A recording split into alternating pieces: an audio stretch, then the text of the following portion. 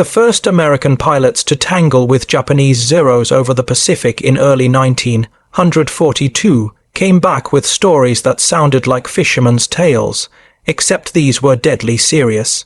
They described an enemy fighter that could turn inside anything the United States Navy or Army Air Forces could put in the sky. The Mitsubishi A6M0 wasn't just good, it was terrifyingly good, and American pilots were dying because of it. On February 20th, 1942, during Japan's first air raid on Darwin, Australia, 9 Zeros escorting bombers encountered a scrambled group of P-40 Warhawks. The engagement lasted minutes. The Zeros shot down 4 P-40s without losing a single aircraft. The American pilots who survived reported the same frustrating pattern every time they tried to turn with a Zero to get guns on target.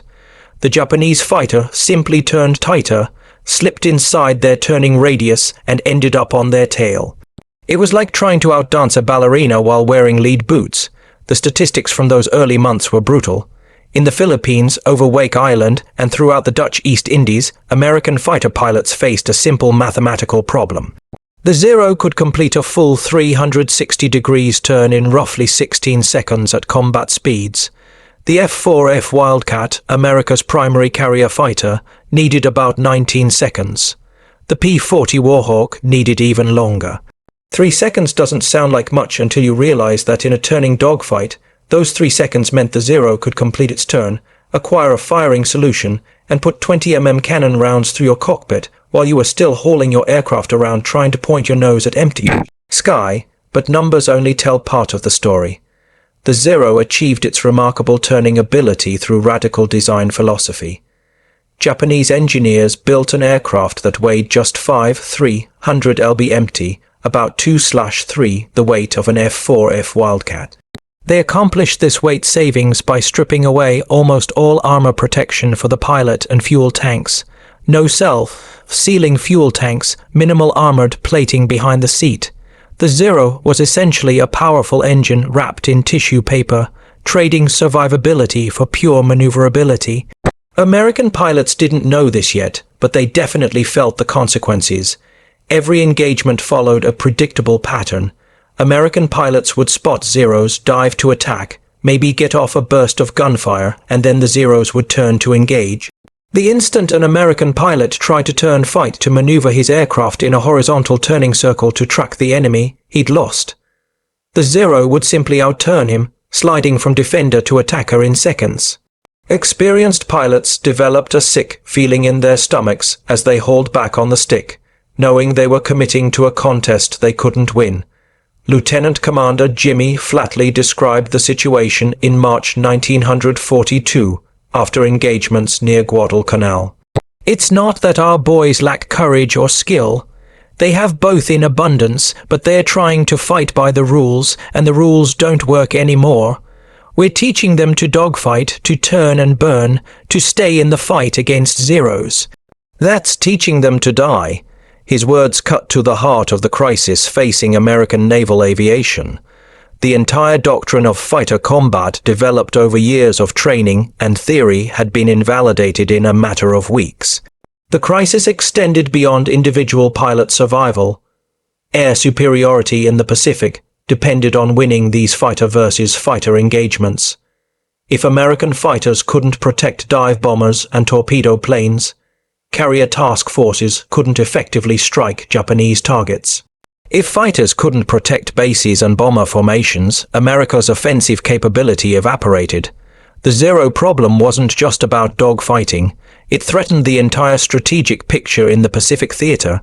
Pilots started calling it Zero fever, the moment of cold realization when you're in a turning fight with a Japanese fighter, and you understand he's going to complete his turn before you do. Some pilots froze. Others made desperate maneuvers that only made things worse. A few started thinking differently, and those few began to notice something interesting about the Zero's behavior. Commander John Smith Thatch, everyone called him Jimmy, had a problem that kept him awake at night aboard the USS Lexington in early 1942. As the commanding officer of Fighting Squadron 3, He was responsible for keeping his pilots alive while they faced an enemy aircraft that outclassed their Wildcats in almost every measurable way.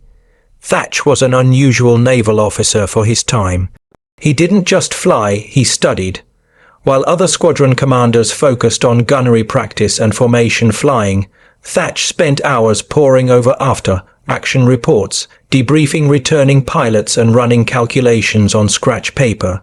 By April 1942, Thach had collected enough data to see the pattern clearly. American pilots who survived encounters with Zeros shared common experiences. They described how the Zero pilot would latch onto a target and follow through a turning engagement with almost supernatural precision. The Japanese pilot knew his aircraft could outturn anything American, so he'd commit fully to the turn, tightening his radius, accepting higher G-forces, confident that his quarry would run out of turning performance first. This confidence became predictable, and predictability, Thach realized, could be exploited. Thach observed something else in the debriefings that most officers dismissed as combat stress or confused recollection.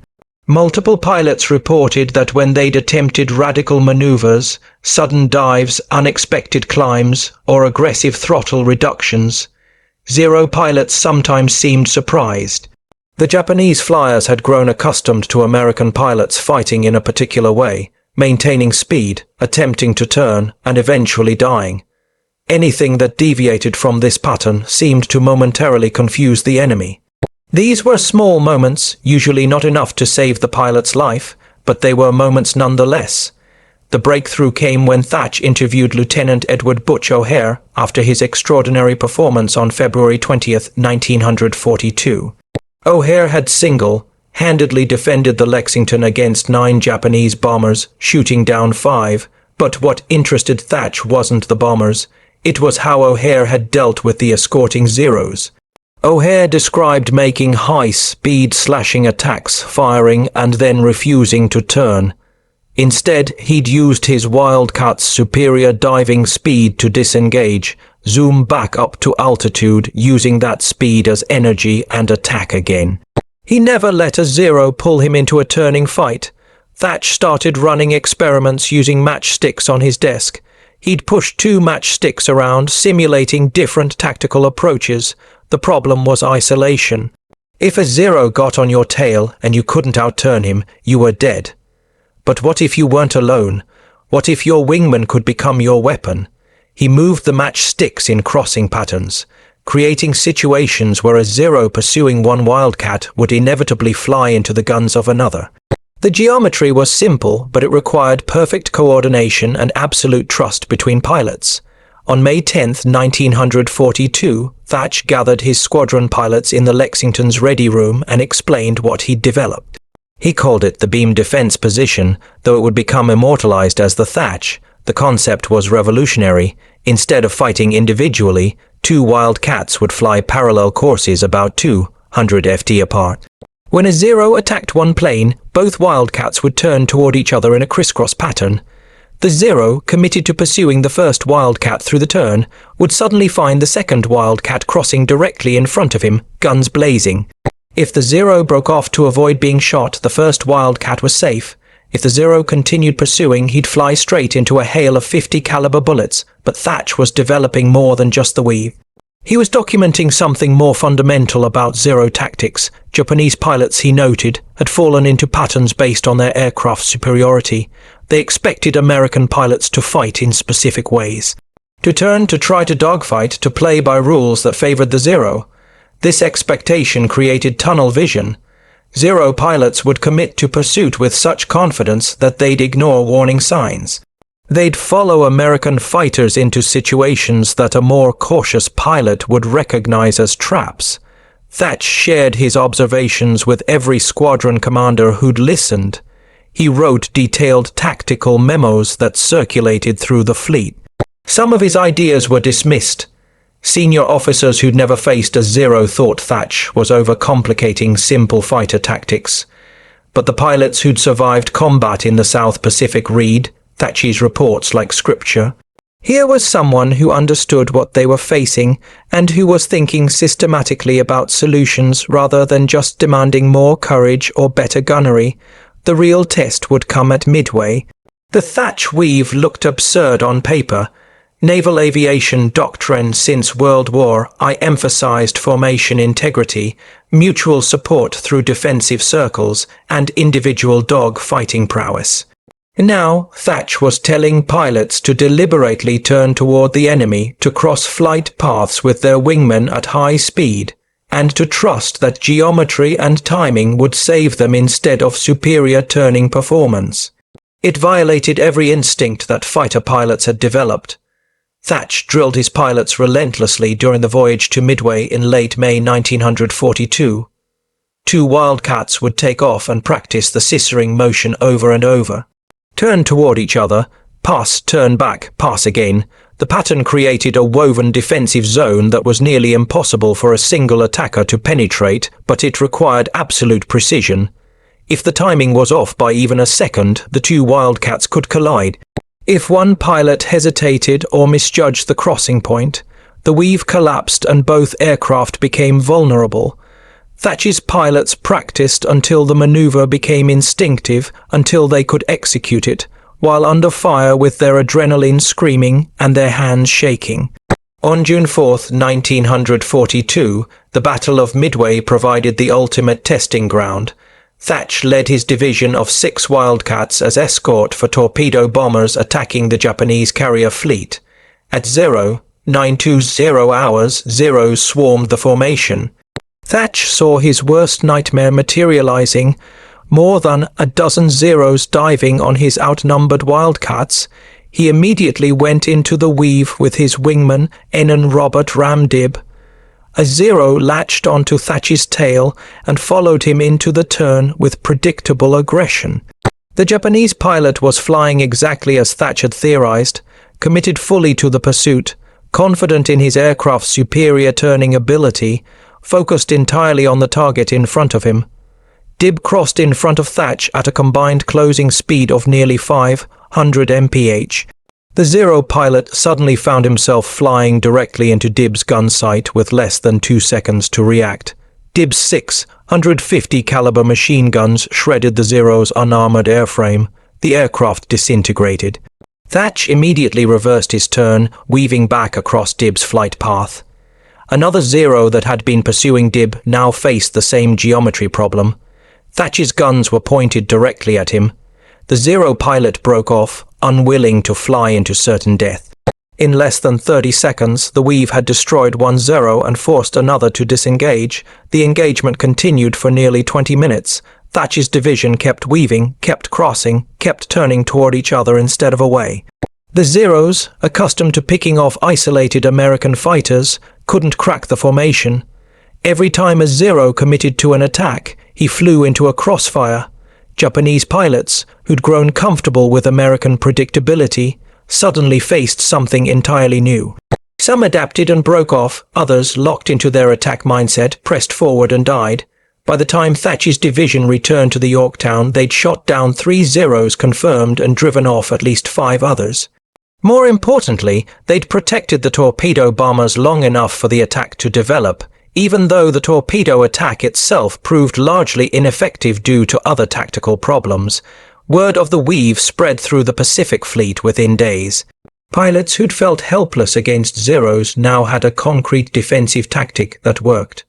But the weave represented something larger than just a clever maneuver. It fundamentally changed how American pilots thought about fighter combat. The old doctrine emphasized individual skill and aircraft performance.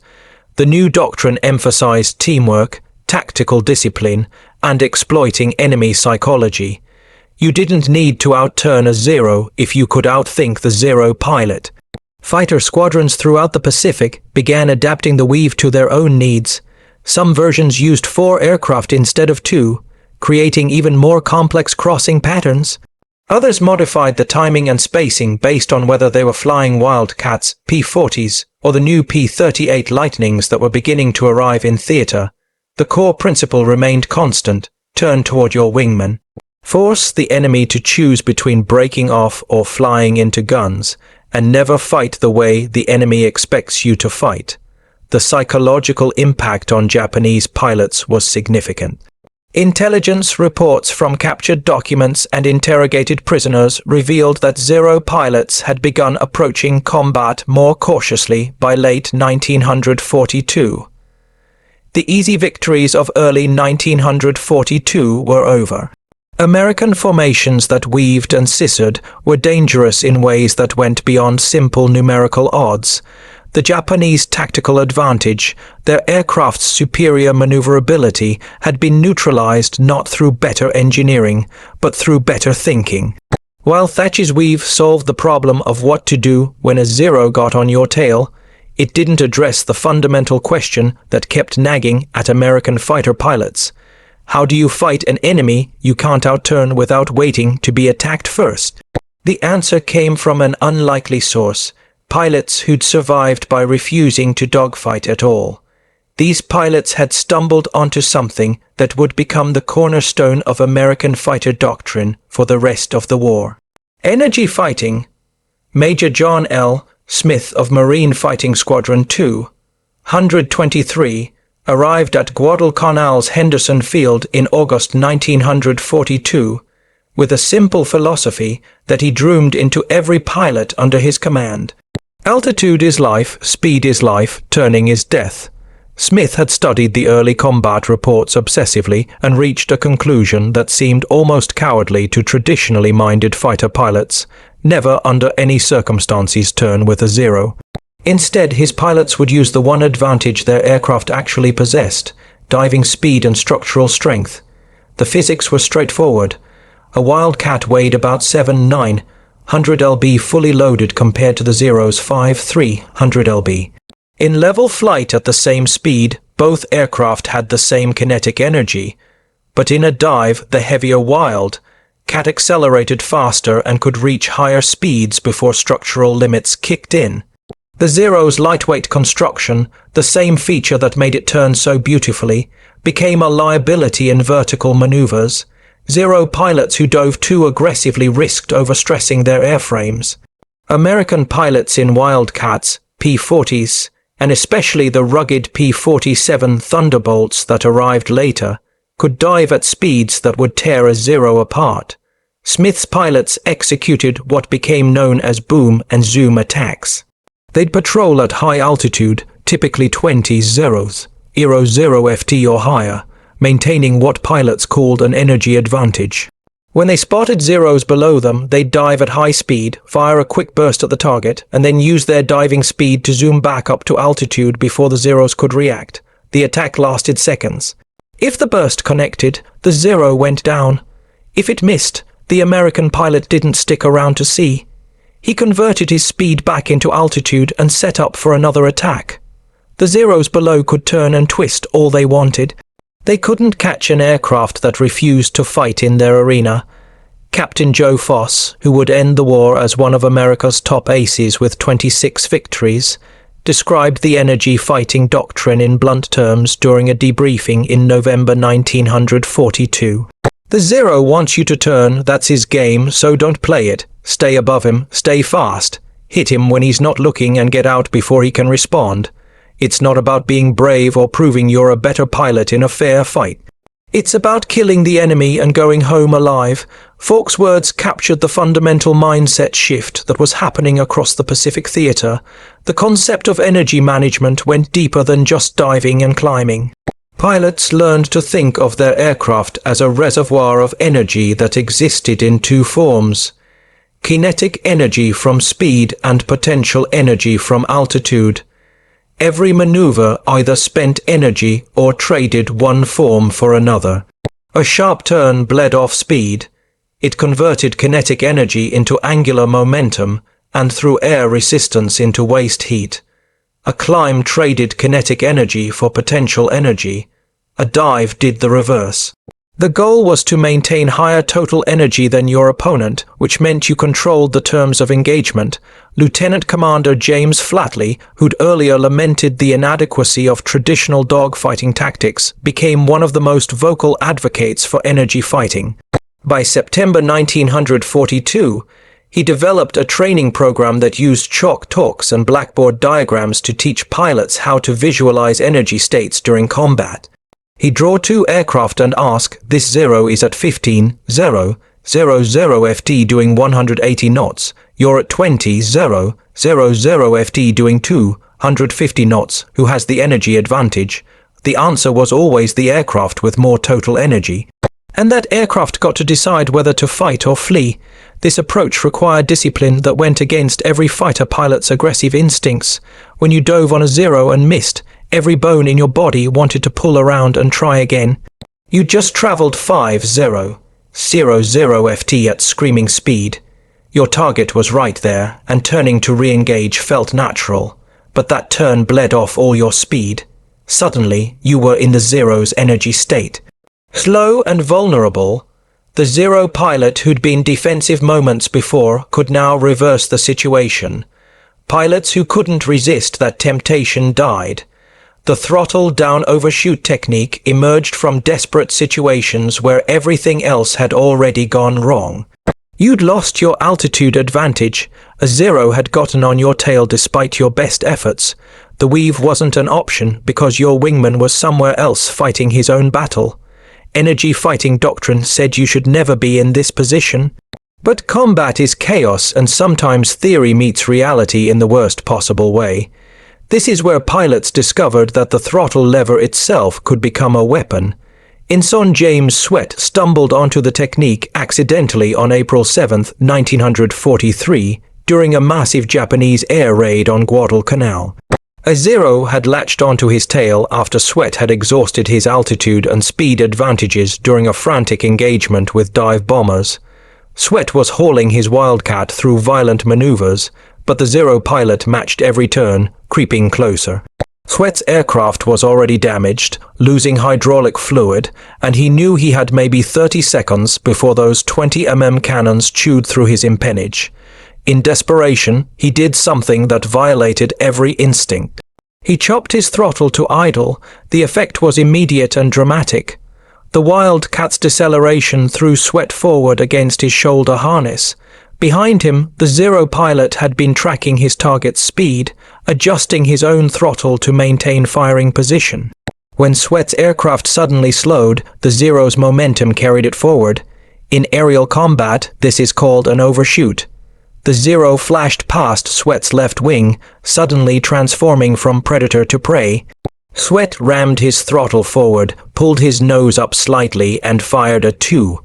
Cond burst into the zero's belly as it hung in front of him. The Japanese aircraft rolled inverted and plunged into the sea. The physics behind the throttle down overshoot are rooted in momentum and reaction time.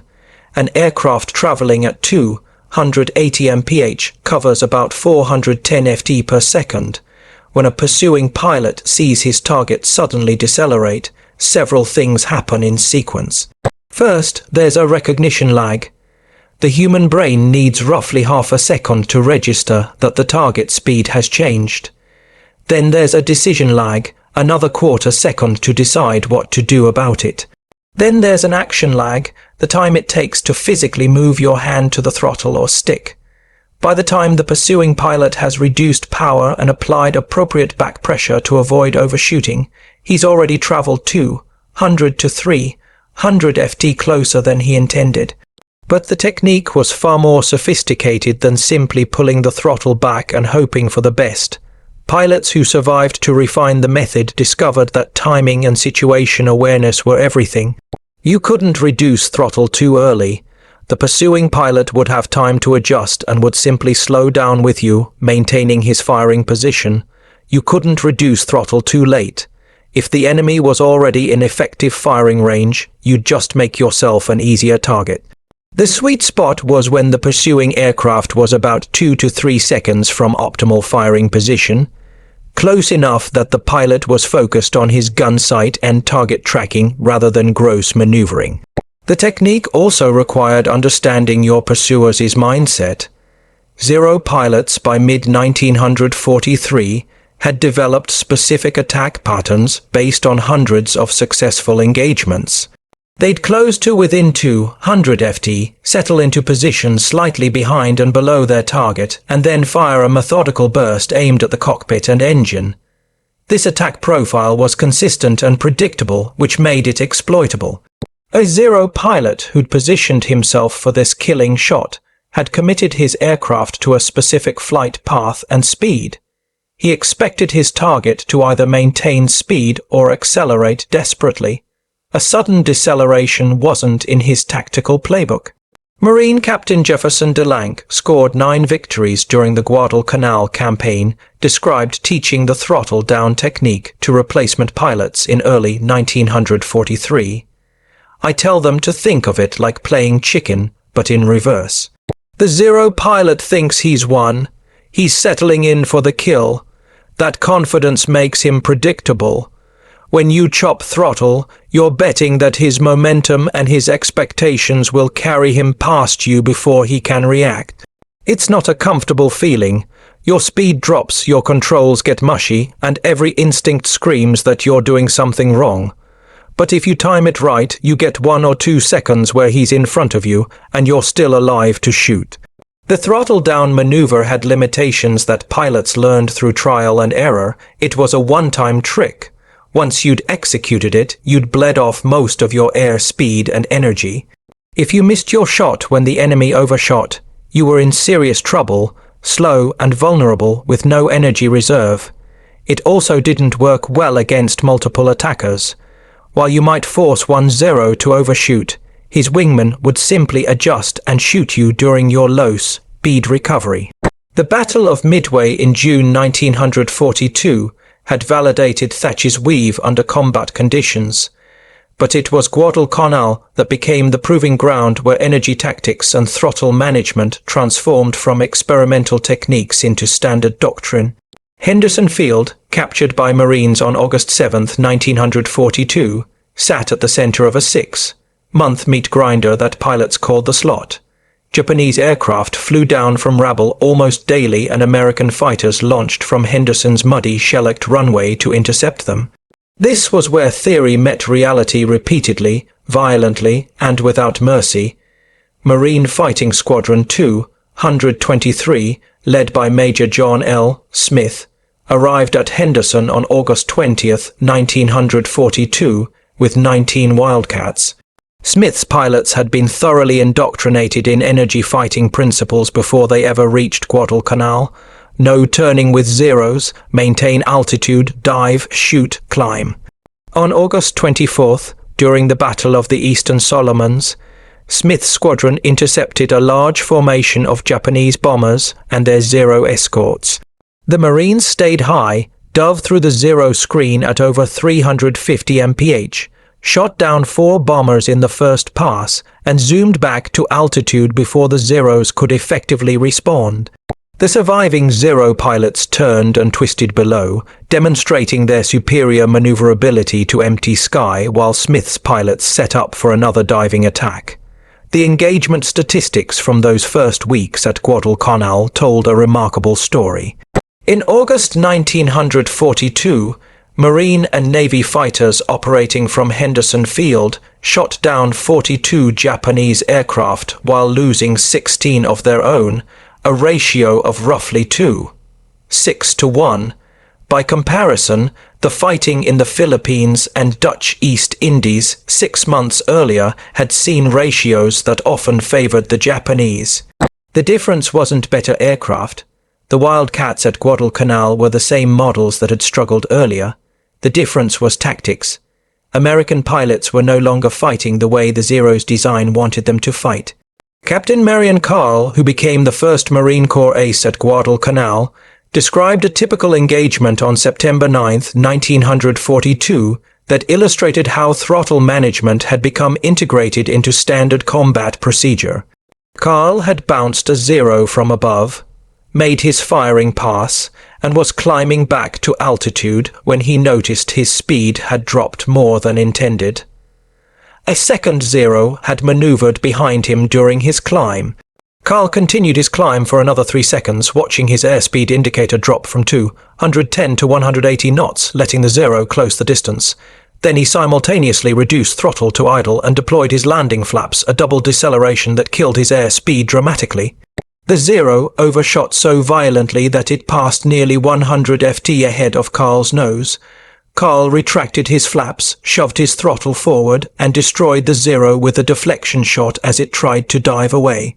The Japanese naval aviators were not stupid or inflexible. They recognized that American tactics had changed and attempted to adapt. By October 1942, Japanese fighter pilots operating over Guadalcanal began staying higher and fighting more cautiously. Some adopted slashing attacks similar to American boom and zoom tactics, but they faced a fundamental problem. The Zero's design optimized for turning performance at moderate speeds. When Zero pilots tried to fight energy battles at high speed and high altitude, they surrendered the advantages their aircraft provided without gaining equivalent benefits. A Zero attempting to boom and zoom was mediocre at best.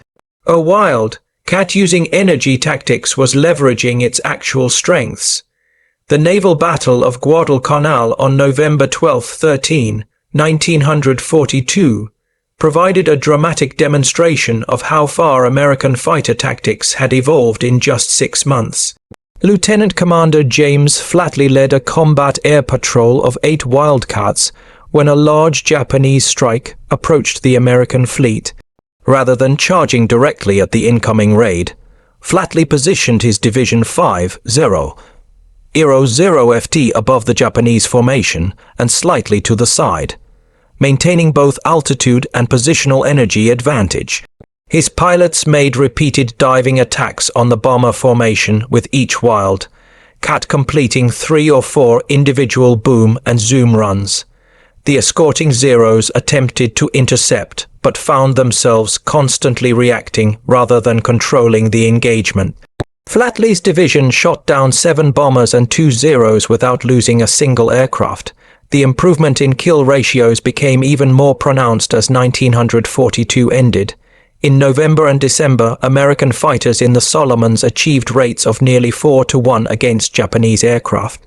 Captured Japanese documents and prisoner interrogations revealed a growing respect and fear of American fighter tactics.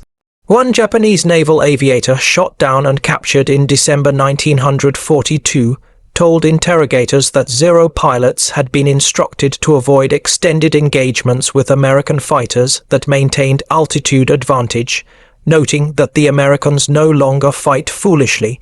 Henderson Field became an informal tactical laboratory where successful techniques spread through direct pilot-to-pilot instruction. Veterans would take new arrivals aside and explain exactly how to execute throttle down overshoots, how to judge energy states, how to recognize when a Zero pilot was committed to an attack pattern. This wasn't formal doctrine yet. The training manuals back in the United States still largely taught traditional dogfighting. But in the South Pacific, a new way of fighting was being forged through necessity and refined through survival. By early 1943, the United States Navy and Marine Corps recognized they had a problem. A good problem, but a problem nonetheless. Experienced pilots in the Pacific had developed highly effective tactics against Japanese fighters.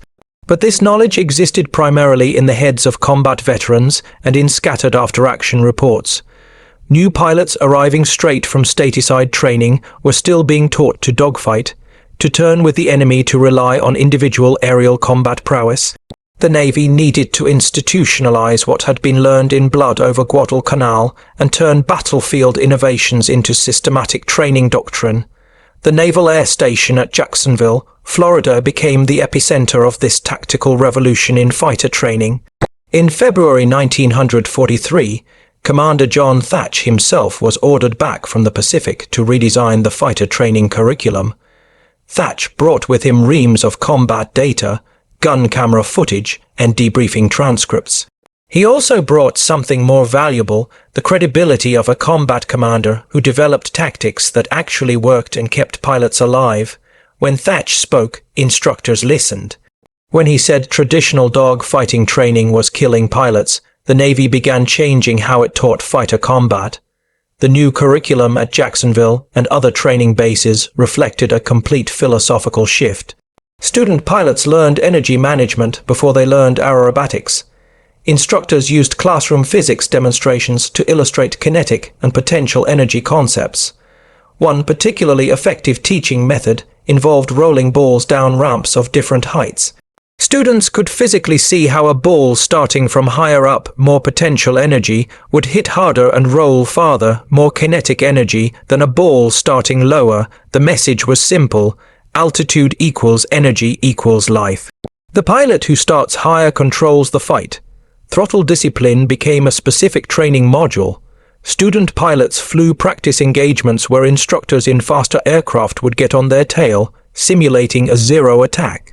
The students had to execute throttle-down maneuvers while maintaining aircraft control, timing the deceleration to force and overshoot, and then recovering quickly enough to convert defense into offense. The training was nerve-wracking. Reducing throttle with an instructor on your tail felt suicidal, but it built the muscle memory and confidence needed to execute the technique under actual combat stress. Instructors noted that students who mastered throttle management in training showed significantly better survival rates in their first 3 combat missions, the period when inexperienced pilots were most vulnerable. The Fighter Tactics Manual, published in May 1943, formalized what Pacific veterans had discovered empirically. The manual explicitly stated that pilots should avoid turning engagements with Japanese fighters. It provided specific altitude and speed recommendations for different tactical situations. It described the thatch weave in detail with diagrams showing crossing angles and timing. Most importantly, it explained the why behind each tactic.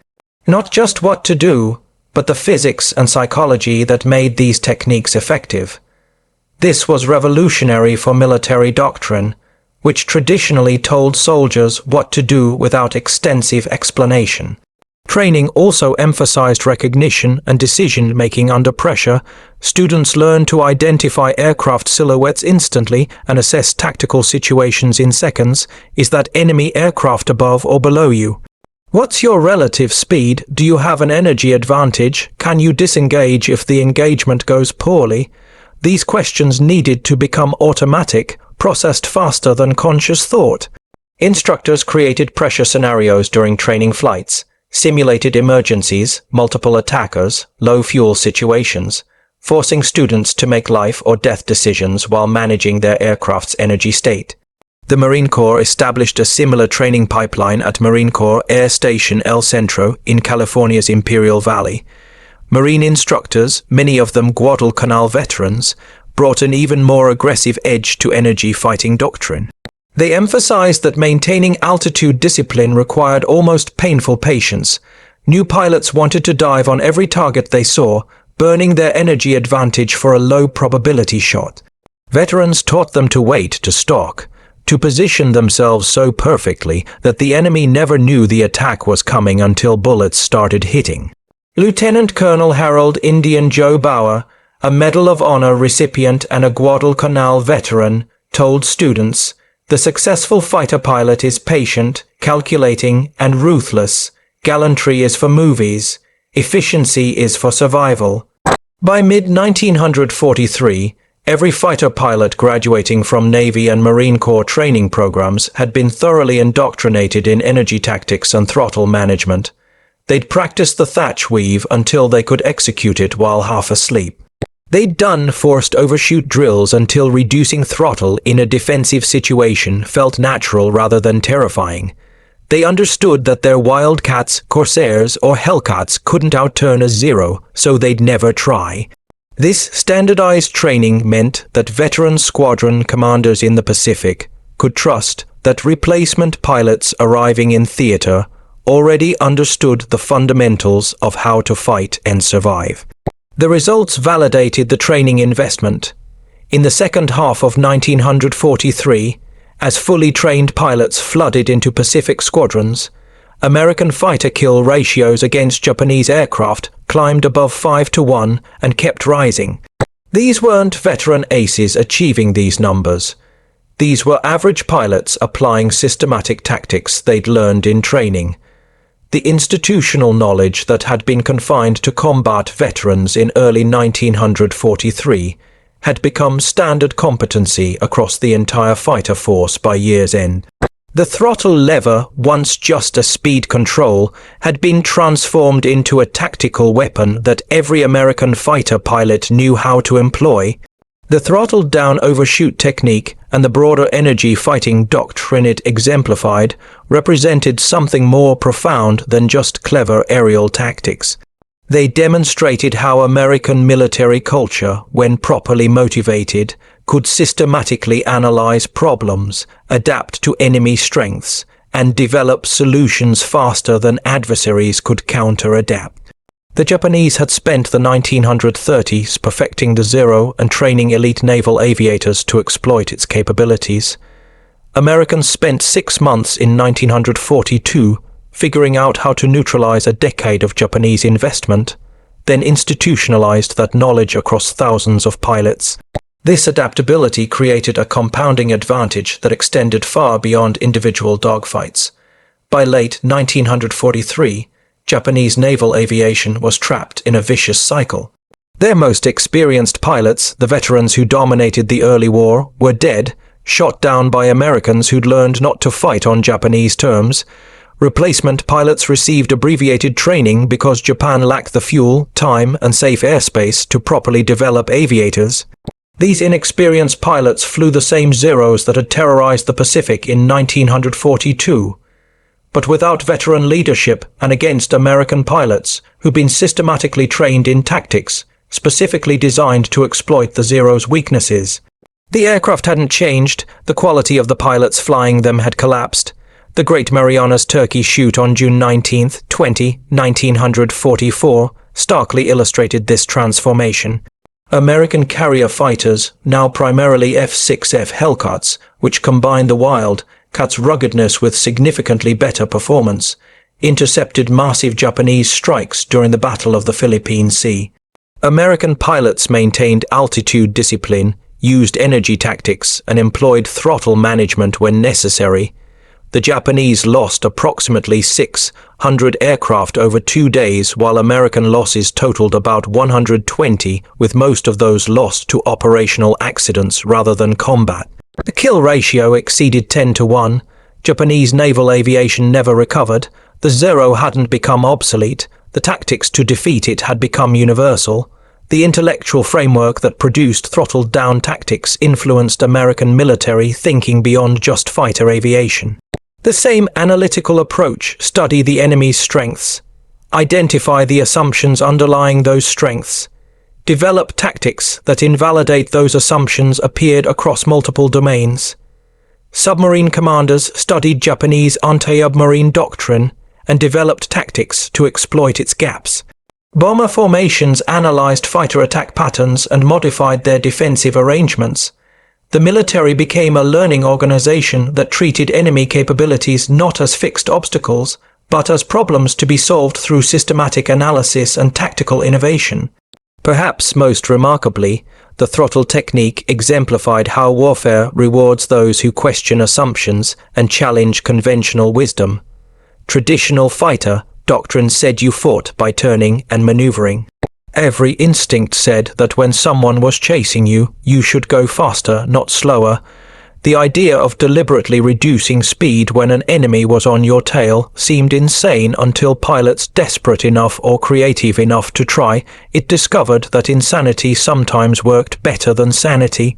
Jimmy Thatch pushing matchsticks around his desk, Marion Carl chopping his throttle with a Zero behind him, John Smith drilling his pilots to never turn. These weren't acts of martial genius. They were acts of intellectual courage, the willingness to try something different when conventional approaches were producing corpses. The Japanese, for their part, never developed equivalent adaptive capacity during the Pacific War. The Zero remained essentially unchanged from 1942 through 1945, despite American tactics rendering its advantages increasingly irrelevant. Japanese training doctrine continued emphasizing individual skill and aggressive engagement even as their pilot quality declined catastrophically. When American pilots learned throttle discipline and energy management, they shared that knowledge systematically. when Japanese pilots developed techniques to counter American tactics, and some did, that knowledge rarely spread beyond individual units. The organizational culture that produced the Zero's excellence couldn't adapt when that excellence proved insufficient. The tactical evolution that began with pilots desperately trying not to die. Fighting Zeros established patterns that defined American air combat doctrine through the jet age and beyond. Korean War pilots flying F-86 Sabres against MiG-15s used energy tactics and throttle management derived directly from World War II experience. Vietnam-era fighter pilots who'd forgotten these lessons and tried to fight agile MiG-17s in heavy F-4 Phantoms relearned them, painfully leading to the establishment of Top Gun and other advanced fighter training programs that re-emphasize the energy fighting principles developed over World War. Modern fighter pilots still learn about energy states, overshoot mechanics, and the importance of controlling engagement geometry. Concepts that would be immediately recognizable to Jimmy Thatch or Marion Carl. The throttle lever itself became a symbol of this larger transformation. It was always there in the cockpit, a simple mechanical control that every pilot used dozens of times per flight, but nobody thought of it as a weapon until circumstances forced creativity. That's the essential lesson. The tools to solve problems often already exist. What's required is the vision to see familiar objects in unfamiliar ways, the courage to try unconventional approaches, and the discipline to systematically teach what works. American fighter pilots in 1942 didn't wait for better aircraft to defeat the Zero. They used the aircraft they had, the physics that governed all flight, and the creativity that desperation unlocks. They pulled the throttle back when every instinct said to push it forward. And in doing so, they transformed hunters into prey, turned Japan's greatest aerial weapon into an obsolete relic, and proved that adaptation beats perfection when perfection can't adapt. The Zero pilots, who confidently committed to pursuit, expecting another easy victory, instead found themselves overshooting past their target, suddenly vulnerable in the last seconds they'd ever experience. The throttle had spoken.